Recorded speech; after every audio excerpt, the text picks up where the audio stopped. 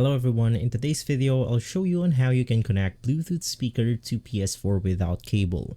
Now let's get it started by opening up our PlayStation 4 system, and inside navigate through the settings of your console.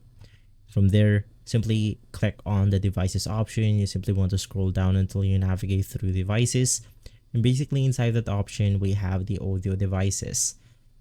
From there, you then want to navigate through the output device. You want to turn on your Bluetooth speaker into pairing mode, and from there, you will be able to find it right here. Now, another thing that you can go ahead and do is to simply connect your Bluetooth device onto your controller, and from there you are also good to go. But since this tutorial isn't about cable, let's then navigate through my second step, which is simply activating your smart TV and connecting it that way.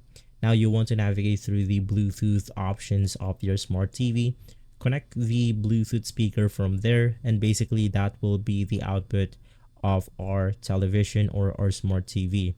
From there, just open up your PS4 and you are good to go. If this video has been helpful, leave a like, subscribe, and follow Guide to Everything for more videos like this. Thanks for watching.